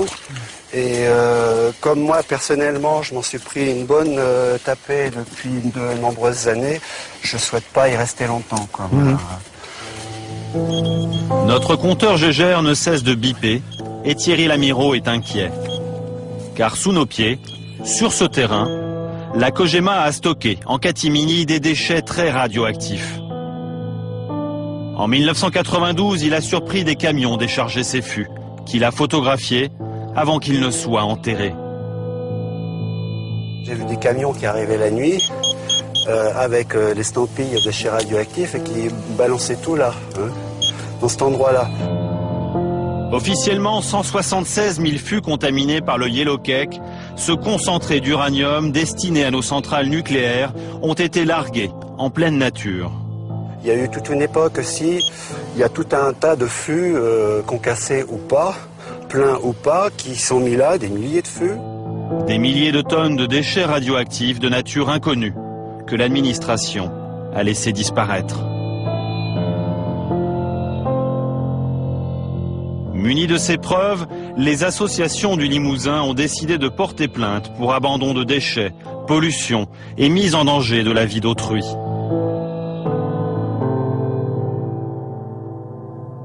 Cogema devant le tribunal correctionnel de Limoges pour abandon de déchets radioactifs pendant les 50 ans où elle a exploité les mines du Limousin.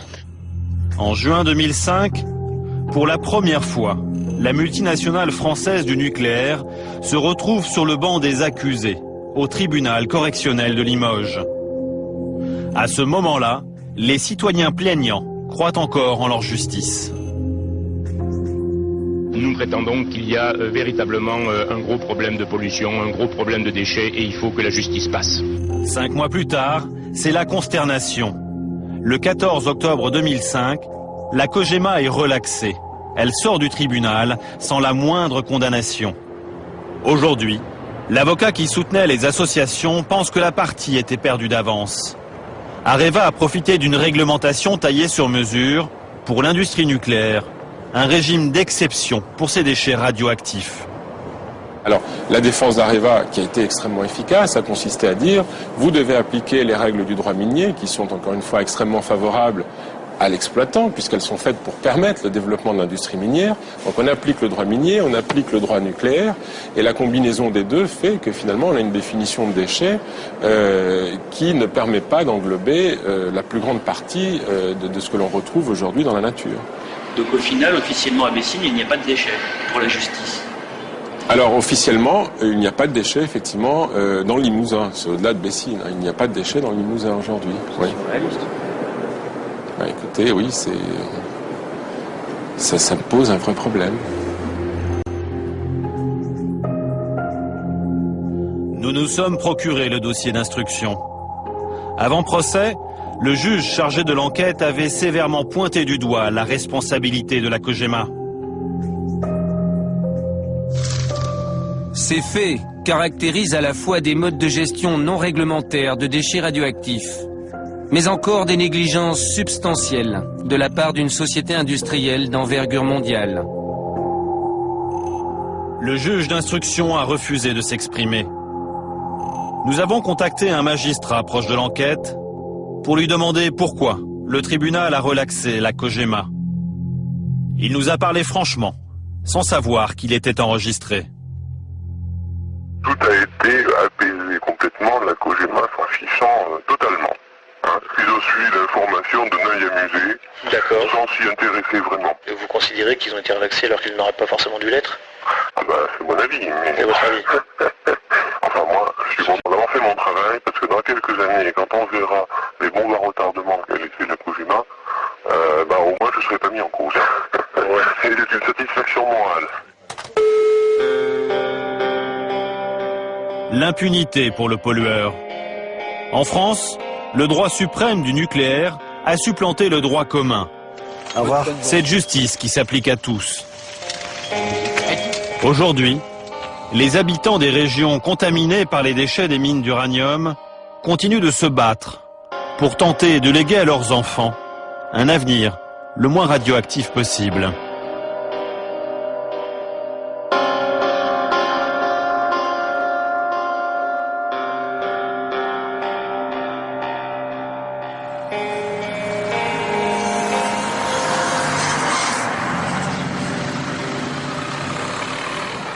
En France, le gendarme du nucléaire, c'est l'ASN. C'est cet organisme d'État qui est en charge du contrôle du nucléaire, de la protection des populations et de leur information. André-Claude Lacoste en est le président. Et pour lui, il n'y a aucune raison de s'inquiéter. Ces déchets ne sont pas dangereux. En ce qui concerne les déchets miniers d'extraction, le grand public, la population qui peut y être exposée, n'est pas très informée. Il y a un certain retard dans beaucoup de pays à reconnaître que les résidus d'extraction minière et les stériles sont un vrai sujet. Lorsque vous avez pris vos fonctions, il y a 16 ans maintenant, à la tête de l'ASN, est-ce que vous pensiez que ces résidus ou ces stériles étaient dangereux? C'est toujours difficile de Franchement, c'est difficile de rappeler ce qu'on pensait 15 ans avant. Ouais. Mais clairement, à l'époque, dans ce genre de sujet, ma priorité, c'était les déchets des exploitants nucléaires, les déchets d'EDF, les déchets du commissariat d'énergie atomique, les déchets d'Areva. Et clairement, c'est là-dessus que nous avons mis l'accent. C'est pour ça que nous avons bâti un plan national de gestion des déchets radioactifs, qu'il a été bâti une loi. Et c'est seulement au cours du temps qu'il nous est apparu qu'il fallait accrocher à ce mouvement de réflexion, accrocher à ce mouvement d'action, le sujet des résidus et des stériles miniers. Donc il y a un temps de retard, c'est vrai. Il y a eu un vrai temps de retard. Il y a un vrai temps de retard. Aujourd'hui, pour être très clair vis-à-vis du grand public qui nous écoute, comment vous les considérez, vous, ces résidus ou ces stériles? Est-ce que vous les considérez comme des produits dangereux? Je les considère comme des produits potentiellement dangereux, mais l'ensemble des mesures dont nous disposons nous conduit à penser que pour le moment, il n'y a pas de danger. Ils sont potentiellement dangereux, mais il n'y a pas de danger. S'il y avait un danger quelque part... J'ai du mal à vous comprendre. S'il y avait un danger quelque part, on interviendrait sur le champ. Quand on dit, et quand la CRIRAD dit, ou d'autres disent, il faut mettre des barrières de protection, il faut mettre des panneaux de signalisation, qu'est-ce que vous dites, vous? Votre intime conviction, c'est quoi? Mon intime conviction, c'est qu'il n'y a pas de situation dangereuse actuellement en France. À partir du moment où vous partez du principe qu'il n'y a pas de situation dangereuse, vous êtes en train de me dire qu'il n'y a pas donc de raison de mettre de barrières, de mettre de panneaux, que la population ne doit pas s'affoler. Je n'ai absolument pas dit ça. Je dis simplement qu'il n'y a pas de raison de prendre des mesures hâtives et brusques. Et il y a deux façons de traiter le sujet. La première, c'est de définir une doctrine, de l'appliquer au vu d'études que nous présente Areva. Oui. Et la deuxième façon, c'est d'en discuter localement, de façon à ce que les mesures soient partagées par l'ensemble des habitants. Alors ça, je vous comprends, mais en même temps, si vous voulez, nous, quand on enquête sur ce dossier, on se dit, vous ne souhaitez pas de mesures hâtives ou brusques, ça fait 20 ans que la situation dure. Donc, pour le moins, il n'y en a pas eu de décision hâtive et brusque.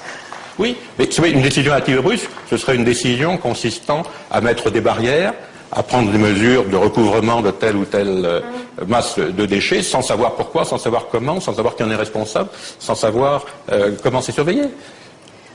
Nous, on a tendance à se dire c'est un principe de précaution pour la population. Oui, mais le principe de précaution est un principe tout à fait fondamental. C'est un principe vraiment fondateur pour une autorité de contrôle comme celle que je préside. Mais encore une fois, faut-il que les précautions soient prises dans des conditions correctement préparées. D'accord, et en attendant, on ne prend pas de précautions. Je reviens à quelque chose qui me semble important. Il n'y a pas d'études épidémiologiques faites en France sur l'exposition du grand public, c'est-à-dire des gens qui vont aller sur le parking du stade de football de Guignon, qui vont aller sur le parking de Saint-Priest-la-Prugne. Est-ce que vous le regrettez? Pourquoi est-ce qu'il n'y en a pas? Il n'y a pas d'études épidémiologiques sur l'effet des faibles doses, parce qu'une étude épidémiologique ne peut pas conduire à une conclusion sur ce sujet-là. Donc vous pensez que c'est inutile? Sur les faibles doses, une étude épidémiologique est dénuée de sens. Dénuée de sens? Elle est dénuée de sens. Parce que les effets des faibles doses, s'il y en a, sont tellement faibles qu'ils ne sont pas repérables par une étude épidémiologique.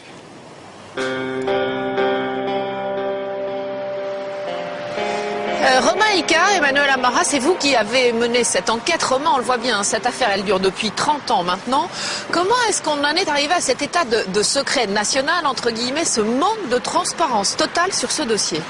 Il faut remettre ça dans son contexte. On est dans l'après-guerre, le nucléaire a fait son apparition et la France, dans un souci d'indépendance énergétique, a décidé de faire du nucléaire le moteur du pays. C'est le nucléaire triomphant. Exactement, c'est le nucléaire triomphant, celui du général de Gaulle. La France doit être un pays nucléaire, il nous faut la bombe et il nous faut nos centrales qui vont faire notre électricité. Dans ce contexte-là, le déchet qui est généré par la création de l'uranium, évidemment, ça passe au second plan. On n'a pas envie d'en parler. On n'a pas du tout envie d'en parler. Et surtout pas au grand public. Et surtout pas au grand public, et ça continue jusqu'à aujourd'hui. Alors justement, on n'a pas envie d'en parler au grand public, Emmanuel, mais est-ce que d'autres savaient, les politiques par exemple? Alors les politiques en sont parfaitement informés depuis une trentaine d'années. Les rapports circulent, ceux qui doivent savoir sont au courant. Et sur le terrain, ça donne une absence de contrôle pendant une trentaine d'années. Nous sommes retournés pour les besoins de l'enquête, dans le Limousin notamment. Et les inspecteurs de l'ADRIR, donc le gendarme de l'État pour l'environnement, nous ont avoué à demi-mot que les contrôles avaient commencé seulement à partir de 2004. En France, le nucléaire est un domaine réservé, un précaré où les décisions ne se prendraient qu'au plus haut niveau, à l'Élysée. Nous allons vous raconter comment des ministres et des députés n'ont jamais eu leur mot à dire face à la puissante compagnie qui fournit à la France son combustible nucléaire. Comment la COGEMA, devenu depuis Areva, a réussi à faire passer ces rejets radioactifs pour de vulgaires déchets domestiques. Notre histoire commence en 1991. Un ancien journaliste, Pierre Desgroppes, a été nommé à la tête du Conseil supérieur de la sûreté de l'information nucléaire. Cette année-là, il rend son rapport sur les dépôts de matières radioactives au ministre de l'Industrie, mais aussi de la Santé et de l'Environnement. Dans ce rapport, il consacre un chapitre aux déchets des mines d'uranium françaises. En 7 pages, Pierre Desgroppes pointe tous les dangers à venir, les quantités énormes de déchets, leur dispersion, et surtout il affirme que la radioactivité des résidus de traitement de l'uranium serait sous-estimée. Le résidu contient encore un peu d'uranium, mais surtout la quasi-totalité des descendants radioactifs de l'uranium, et en particulier le radium-226. Les résidus, ce sont ces millions de tonnes de boue radioactive rejetées dans les campagnes, comme ici dans le Limousin, et même dans certaines villes françaises. Selon Pierre Desgroppes, la dangerosité de ces résidus serait négligée par la COGEMA et l'État. Ce spécialiste en radioprotection va nous expliquer que Pierre Desgroppes avait raison. L'uranium, en général, il n'est pas tout seul. Il a des enfants radioactifs, et il en a une douzaine ou une quinzaine. Et on a dit on se préoccupe que du père, et pas des enfants. Or, il se trouve que les plus toxiques, c'est pas le père, sont les enfants. Et donc, on attire un trait sur les enfants qui sont la préoccupation majeure aujourd'hui. C'est un non-sens scientifique et technique. Ces enfants très radioactifs de l'uranium devraient être pris en compte, car ils restent présents dans les résidus de traitement. Le directeur du laboratoire de la CRIRAD va nous le démontrer. Voici un échantillon de ces résidus, prélevé à Belzane, près de Limoges. Bruno Charéron va le placer dans un spectromètre, un appareil qui va mesurer l'importance de la radioactivité des enfants de l'uranium.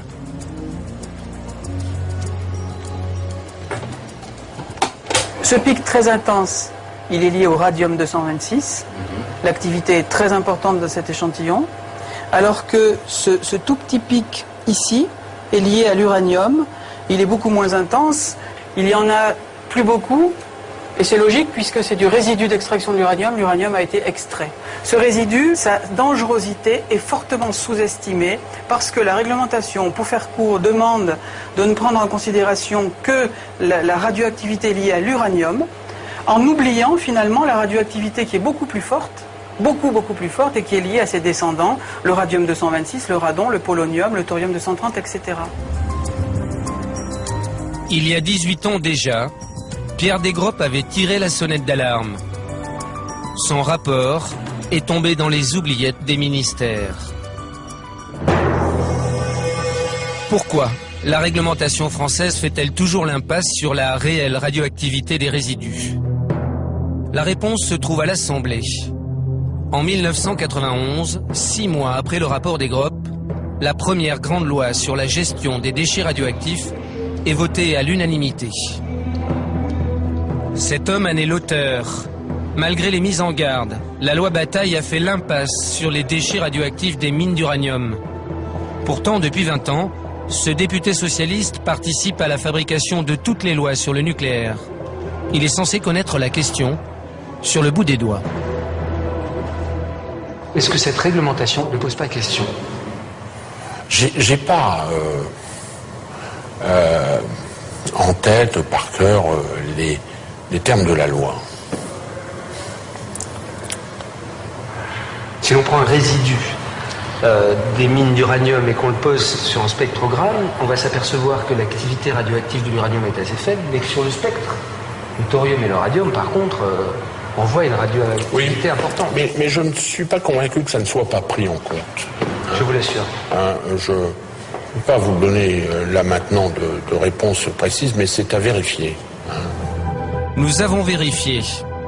Aucun article de cette loi ne prend en compte la dangerosité des résidus.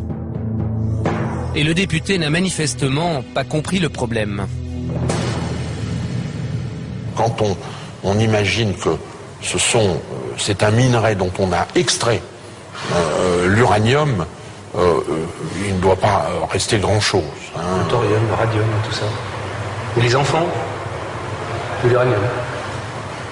Oui. Plus toxique que l'uranium. Oui. Oui. L'importance de la radioactivité des déchets des mines d'uranium aurait-elle échappé à Christian Bataille? À l'Assemblée, une ancienne députée du même camp politique a pourtant tout tenté pour changer la réglementation. En 1997, Michel Rivasi entre dans l'hémicycle. La COGEMA retraite sur son site de la règle des comptes. La nouvelle députée connaît parfaitement le dossier car elle a participé 11 ans plus tôt à la création du laboratoire indépendant de la CRIRAD. Michel Rivasi va donc proposer de faire un nouveau rapport sur les déchets radioactifs. Et pour cela, il lui faut intégrer l'Office parlementaire des choix scientifiques, chargé de ces questions à l'Assemblée. À l'Office parlementaire, j'ai demandé à être saisi sur ce dossier de la gestion des déchets radioactifs. Et puis on m'a dit non, il y a le député Bataille, le député Ledéo qui s'en occupent depuis des années, ils sont compétents dans ce domaine, non, occupe-toi de la bioéthique.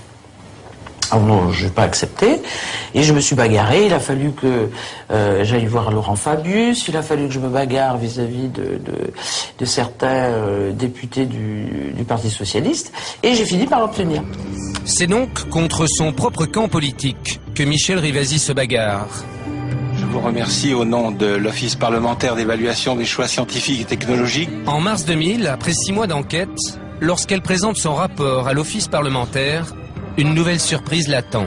Avec des interventions. D'habitude, tous les rapports, bon, ça se discute, il y a des amendements qui sont apportés, etc. Tandis que là, on m'a dit non, ton rapport, on l'accepte pas. Alors que je n'avais pas pris de position pour ou contre le nucléaire.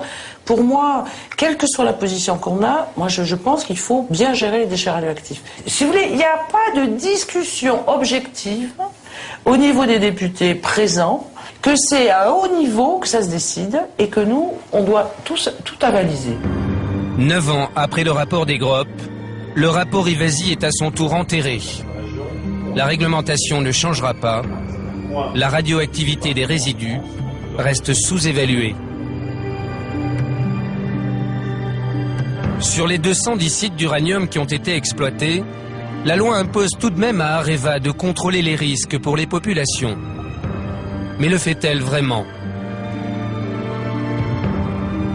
Pour s'en assurer, nous sommes allés près de Limoges, rencontrer le laboratoire qui réalise la plupart des contrôles. En arrivant sur place, surprise, l'adresse correspond au siège d'Areva Environnement. Nous avions pourtant pris rendez-vous avec un laboratoire officiellement indépendant. Nous allons découvrir que ce laboratoire, Algad, a longtemps appartenu à la COGEMA. Algad est issu des équipes du commissariat Énergie atomique qui était en charge de la surveillance radiologique des mines d'uranium depuis, on va dire, le démarrage des mines d'uranium en France dans les années 50.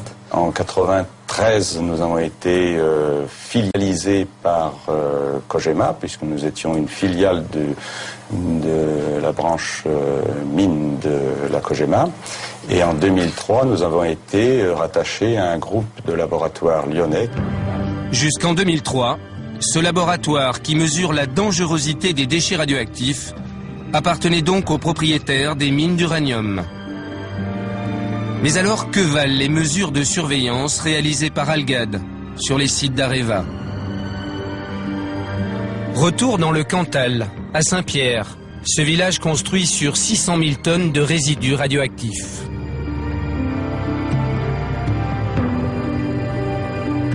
Direction, le lotissement communal. Cet expert du laboratoire de la CRIRAD mesure la radioactivité dégagée par les résidus le long des jardins.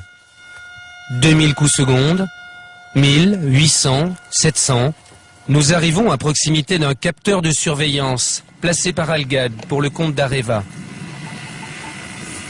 Et là, on arrive sur une machine qui mesure aussi là là, on arrive sur un dosimètre de site. C'est ce qui fait les mesures légales. Elles sont bien situées pour vous? Disons que là, au pied de cet appareil, on est à 460 chocs, 480 chocs. Quand on remonte le long de cette clôture, on a des points à 2000 chocs et ça va de 700, 800, 1000, 2000, voilà. Et il est au point le plus bas. Là, je peux pas dire autre chose. D'accord. C'est bizarre. S'agirait-il d'une erreur? Quelques centaines de mètres plus loin, voici un nouveau capteur de contrôle. Là, on est à quel niveau, là, ici? Donc là, on est à 700 chocs secondes. Si je fais quelques mètres, je vais monter à 3 fois, 4 fois cette mesure-là, quoi. D'accord. Donc c'est vrai qu'on peut mesurer sur un site très contaminé, on peut mesurer pas grand-chose si on veut. Tout dépend de l'endroit où on va poser la station de mesure. Donc ces machines ont été posées par l'exploitant, à l'endroit où l'exploitant a bien voulu les poser. Et elles sont posées opportunément? Elles sont posées pas forcément opportunément, non. On n'a pas la même conception de l'endroit où il faut mettre ce genre de capteur, quoi. Au cours de notre enquête, tous les capteurs que nous avons croisés ne se trouvaient jamais sur les points les plus forts de radioactivité. Et c'est bien le problème. Car ce sont les mesures faites par ces capteurs qui sont transmises aux organismes de l'État, chargés de veiller sur la santé des populations. C'est ce qu'a découvert Corinne Lepage lorsqu'elle est devenue ministre de l'Environnement en 1995. Je donne un exemple qui est une réalité. Je vous disais que je me suis un peu occupée de l'OPRI. J'ai demandé à l'OPRI, l'Office de protection contre les rayonnements ionisants, qui était chargé de contrôler la radioprotection, c'est-à-dire l'aspect santé, comment ils faisaient leurs mesures. J'ai demandé d'abord à leur directeur, j'ai pas eu de réponse. Au bout d'un mois ou un mois et demi, j'ai envoyé un courrier, je n'ai pas eu de réponse. J'ai envoyé une lettre recommandée avec accusé de réception, ce qui n'est pas dans les usages de l'administration, pour apprendre que l'OPRI ne faisait aucune mesure et qu'elle se contentait de celle que la COGEMA lui transmettait. Donc nous avons en fait un système dans lequel il y a un mélange permanent des genres entre contrôleurs et contrôlés.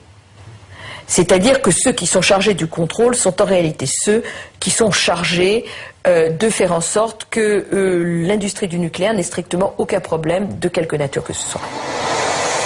Pourtant, l'État dispose de ses propres contrôleurs, censés mesurer la radioactivité et le respect des normes sur le terrain. Dans leur préfecture, que font donc les inspecteurs des DRIR, ces gendarmes de l'environnement, au niveau régional? Retour à Limoges, la capitale du Limousin, la région la plus contaminée de France par les mines d'uranium. Souvenez-vous, c'est ici qu'en 2005, la COGEMA s'est retrouvée devant les juges pour abandon de déchets.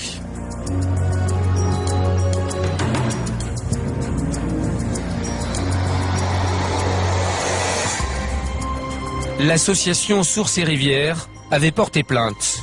Sur les contrôles qu'effectuait l'État sur l'industriel. Son directeur juridique avait cherché à se procurer les contrôles effectués par les inspecteurs de la DRIR depuis 10 ans. Peine perdue. On s'est rendu compte qu'il n'y avait aucun rapport d'inspection et notamment aucun contrôle inopiné qui avait été fait par la DRIR sur les sites. Donc en fait la conclusion c'est que il n'y avait jamais eu aucun contrôle. La conclusion c'est qu'il y avait eu une réception des informations envoyées par Areva, c'est-à-dire un suivi de l'autocontrôle Areva, mais une confiance telle dans l'entreprise publique qui était une connivence telle que la DRIR n'a jamais d'elle-même décidé de faire des contrôles inopinés sur certains sites. Pourquoi les inspecteurs de l'État ont-ils donné carte blanche à la COGEMA? Pourquoi n'ont-ils pas contrôlé les anciennes mines d'uranium? Peut-être parce que ces ingénieurs formés à l'école des mines ont été longtemps placés dans les préfectures par le patron de la Cogema, en personne. Le directeur général de la Cogema, qui était M. Sirota, se trouvait en même temps le patron du corps des mines, c'est-à-dire le patron de tous les gens qui étaient chargés d'inspecter les centrales nucléaires et bien entendu l'usine de La Hague. Et là, il m'apparaissait une incompatibilité totale. Mon collègue de l'industrie aurait été assez d'accord avec moi, M. Borotra, auquel je rends hommage, pour que M. Sirota choisisse entre les deux postes. L'Élysée, à l'époque, n'a pas été d'accord. Jusqu'en 1999, Jean Sirota était le PDG de la Compagnie Générale des Matières Nucléaires, mais aussi l'homme qui pouvait faire ou défaire la carrière des inspecteurs de l'État, chargés de contrôler son entreprise. C'est-à-dire que c'est lui-même qui nommait les inspecteurs des DRIR qui allaient contrôler la Cogema. Et nous, à l'époque, moi j'étais présidente de la CRIRAT, et j'avais fait un recours gracieux en disant, attendez, là ça va pas. Ce monsieur Sirota, il est jugé parti. Il va nommer les inspecteurs qui vont le contrôler, mais on est où là? On est où? Dans l'Union soviétique ou on est en France? On est dans une dictature ou on est dans une démocratie? Nous avons contacté Jean Sirota. Il a refusé de s'exprimer sur ce sujet. La ministre de l'Environnement, qui avait tenté de limiter ses pouvoirs, affirme que l'industrie nucléaire ne traite qu'avec l'Élysée. C'est pas chez le ministre que les décisions se prennent en matière nucléaire. Jamais. Je ne vois pas un seul exemple où c'est chez le ministre que les décisions se sont prises. Ça se décide d'abord au sein du lobby nucléaire, qui, je suppose, propose au président de la République. Je ne sais pas comment ça se passe, mais enfin, je suppose que c'est quelque chose comme ça. Et c'est au niveau du président de la République que les grands choix se font. Faut pas rigoler, c'est pas au niveau des ministres. Au printemps 97, quand Corinne Lepage quitte son fauteuil de ministre, une écologiste pure et dure va la remplacer. Mais il lui faudra aussi s'incliner. Dominique Voynet n'était pas disponible pour en parler, mais nous avons retrouvé le conseiller de la ministre de l'Environnement jusqu'en 2001. En arrivant au gouvernement, Roland Lagarde et sa ministre verte connaissent bien le problème des déchets des mines d'uranium. Ils vont tenter de faire passer les fameux résidus dans des installations nucléaires de base, des INB, des sites sécurisés comme les centrales nucléaires. Les sites, vous savez, de stockage par exemple, ils auraient dû tous basculer en installation nucléaire de base. Alors ça, c'est toute la question, voilà. Ça, c'est toute la question. Et alors pourquoi, par exemple, cette question n'est pas... Parce qu'à chaque fois qu'on a essayé, alors pour le coup, de l'aborder en disant il faut considérer que tout ça c'est des INB et l'exploiter comme des INB, eh bien on n'a jamais, on a perdu dans toutes les affaires ministérielles. Donc à partir de là, quand vous êtes mis, vous avez quoi la possibilité de démissionner en disant je claque la porte parce que c'est intolérable, ou de faire avec. Et si vous avez d'autres sujets que vous considérez qu'il faut faire avancer, claquer la porte c'est la mauvaise solution. Donc voilà quoi, c'est les contraintes d'exercice du pouvoir. Il y a 18 ans, Pierre Desgroppes avait insisté sur la nécessité de mettre les 50 millions de tonnes de résidus radioactifs à l'abri. Ils devraient être soumis à la législation des installations classées, et même dans certains cas, à celle des installations nucléaires de base.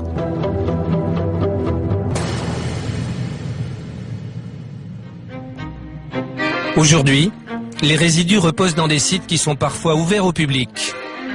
Regardez bien ce film de communication réalisé pour la Cogema en 1999. Le deuxième producteur mondial de combustible nucléaire explique comment ces 210 mines d'uranium françaises ont été restituées à la nature après leur fermeture. Nous réaménageons pour faire en sorte que la nature puisse finalement se rétablir le plus facilement possible. Nous sommes un peu des facilitateurs, en quelque sorte, pour que la nature puisse reprendre ses droits. Pour que la nature reprenne ses droits, la Cogema a enterré les déchets de ces mines d'uranium. Elle a recouvert des millions de tonnes de résidus, ces boues radioactives, avec des stériles, ces cailloux radioactifs, avant de déposer sur le tout une couche de terre pour faire un beau décor. Nous sommes intervenus pour les préconisations de végétalisation pour répondre à la restauration écologique du site. Alors les deux grands principes fondamentaux, c'est l'intégration paysagère, éventuellement aussi favoriser le retour de la faune sur le site. Avant, après, et voilà le travail. Partout en France, de beaux espaces naturels, des bases de loisirs, des habitations dissimulent des millions de tonnes de matière radioactive. Des décharges invisibles qui risquent très vite d'être oubliées.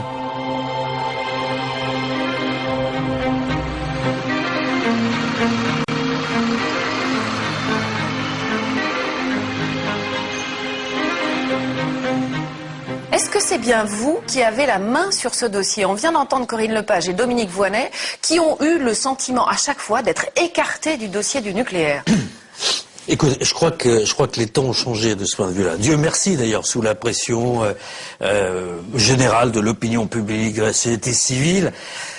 Ce qui était un peu un truc caché, un peu caché. Je parle pas de jugement de valeur, je constate, parce que il y avait une espèce d'origine nucléaire, militaire. Il y avait d'abord des sites militaires. C'était le domaine réservé du président de la République. C'était un domaine globalement réservé pour gens sérieux qui pensaient à l'avenir à la place des autres ou de la société civile bon, donc ça c'est vrai. Ça fait 20 ans maintenant, même plus de 20 ans, que 300 millions de tonnes, c'est pas rien, ont été disséminées dans 25 départements français. Ça veut dire qu'il y a plein de régions concernées. Est-ce que vous avez le sentiment que c'est un problème grave qu'il faut prendre enfin à bras le corps? Non, c'est pas bien d'utiliser des résidus, des éléments excavés de mines, de ça ou d'autres choses d'ailleurs. C'est pas le seul sujet. Pour faire des remblais, et de surcroît, à quelques endroits, on peut faire des quartiers à côté, un stade municipal ou je sais pas quoi. Bon, moi, mon problème est assez simple, c'est récupérer le retard, être transparent et pour prendre les mesures, avoir de l'information objective. Et en même temps, mon métier aussi, ma responsabilité, c'est d'être prudent dans tous les sens.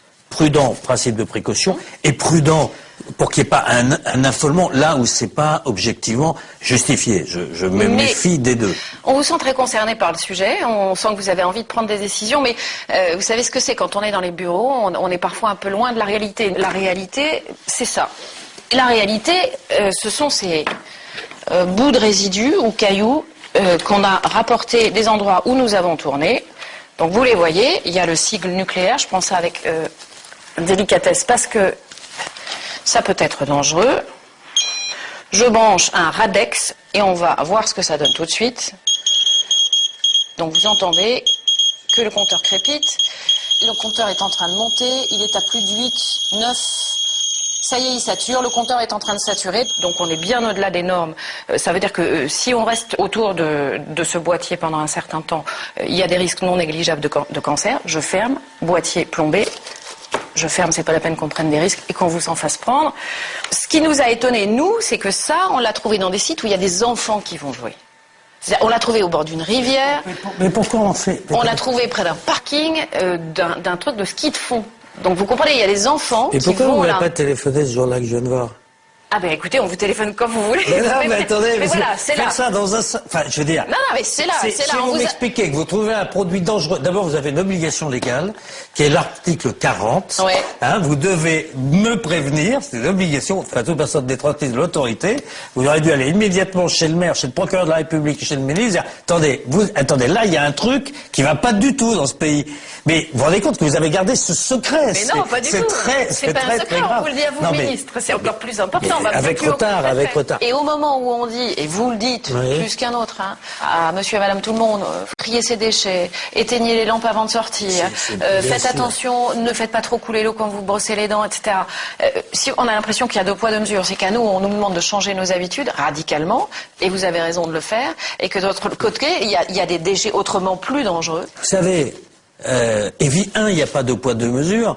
Le seul problème qu'on peut avoir, c'est pour tout le monde.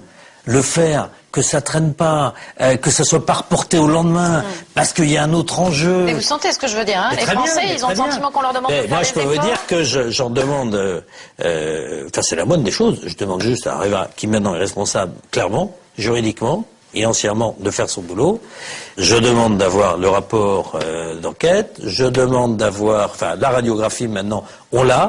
On va vérifier avec les préfets qu'il n'y ait pas des endroits où il y a des enlèvements d'ordre banal, mais qui pourraient être peut-être pas si banal que ça. Bon, c'est même très très peu, si c'est pour aller faire un lotissement, c'est pas pareil qu'un poil plus pour aller faire un truc, je sais pas où. Enfin bon, donc il faut analyser tout ça. On s'est mis en situation de le faire. Voilà, tout ce que je peux vous dire. Clôturer, mettre des panneaux, tout ça, dans un an, tout est fait. Oh ben, non, plus vite que ça. Moins que ça. Ah oui, oui. Oh bah oui. Mais vous savez, je veux dire quelque chose. Un truc comme ça, c'est pas plus compliqué de faire vite. Donc on peut dire à nos enfants que le problème sera réglé. Ce sujet-là, c'est-à-dire les résidus des fermetures du passé, qui ont été traités de manière négligente, on peut le dire comme ça, ce sujet-là, oui, sera traité, oui.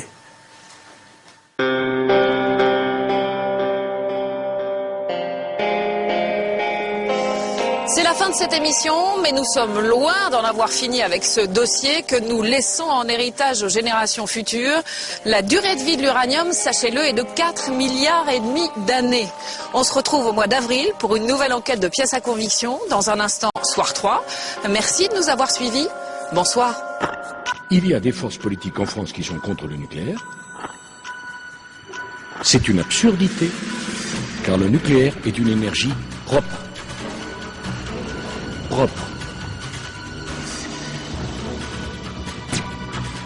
C'est-à-dire quand la France, par l'intermédiaire de ses entreprises, propose le paquet nucléaire, elle propose en s'engageant de la fourniture du minerai jusqu'au retraitement des déchets.